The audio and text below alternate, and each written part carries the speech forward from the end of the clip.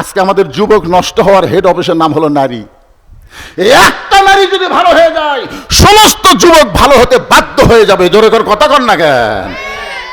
এক পরিমণি বাংলাদেশের হাজার হাজার যুবকের চরিত্র নষ্ট করছে। এক পরিমণি ওই গামছা গাওয়ার ড্যান্স দেয়, আর আমাদের যুবকেরা কয় পরিমণি কি সুন্দরী, পরিমণি সুন্দরী।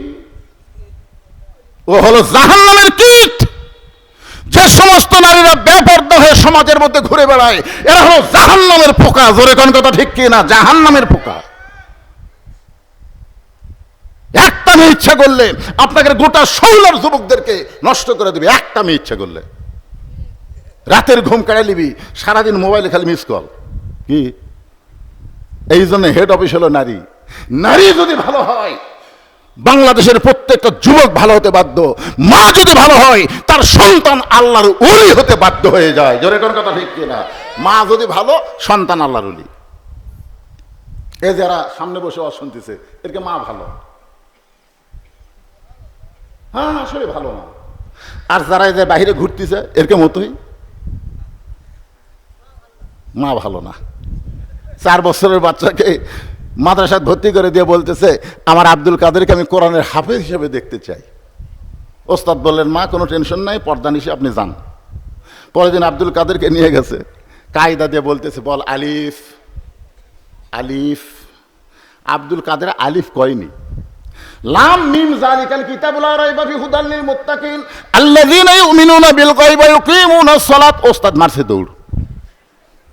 আলিফ বলার পরে বলবো বা তা সা, ই তো আলিফই কয়নি, লাম মিম কয়ে যে হারে শুরু করলো, ই তো মানুষের বাচ্চা না, ই পেতনির বাচ্চা হবে। ওস্তাদ ভয় দৌড় মারছে।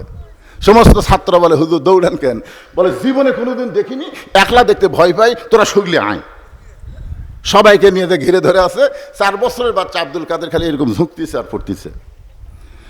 ইন্নামাল মুমিনুনা আল্লাযীনা ইযা যুকিরাল্লাহু ওয়াজিলাত কুলুবুহুম ওয়া ইযা তুলিয়াত আলাইহিম আয়াতুহু জাদাতুহুম ঈমানা ওয়া আলা রাব্বিহিম ইয়াতাওয়াক্কালুন। এক ওস্তাদ এসে, ওই তো পড়তিছে, এক ওস্তাদ কোরআন শরীফ নিয়ে আয়াতের মধ্যে আঙ্গুল বুলাই, একটা আয়াত বাদ নেই।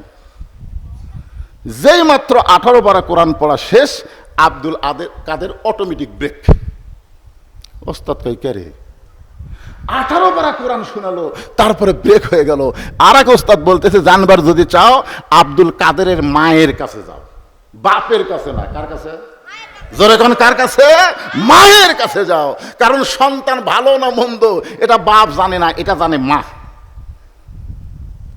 বাবা আনন্দে মাতিয়া সাগরে ভাসাইয়া সেই যে চইলা যায়, খবর লয় না।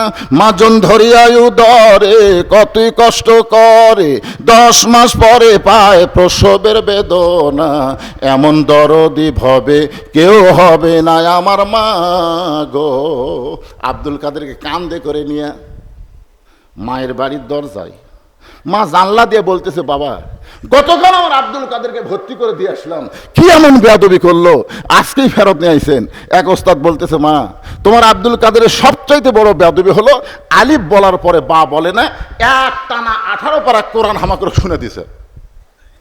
তুমি মা হয়ে বলো তো, আব্দুল কাদের 18 পারার কোরআন কেমনে শোনালো? আব্দুল কাদেরের মা বলতেছে, আল্লাহর শপথ করে বলতেছি, আমার সন্তান যে 18 পারা কোরআন আপনাদের শুনাইছে, আমি কিছুই জানি না। এক ওস্তাদ বলতেছে, আপনি জানেন। আব্দুল কাদেরের মা বলতেছে, আমি যতটুকু জানি সেটা হলো, আমার সন্তান যখন পেটের মধ্যে ছিল, আল্লাহর শপথ করে বলতেছি, আমি 1 ওয়াক্ত নামাজ কাজা করিনি।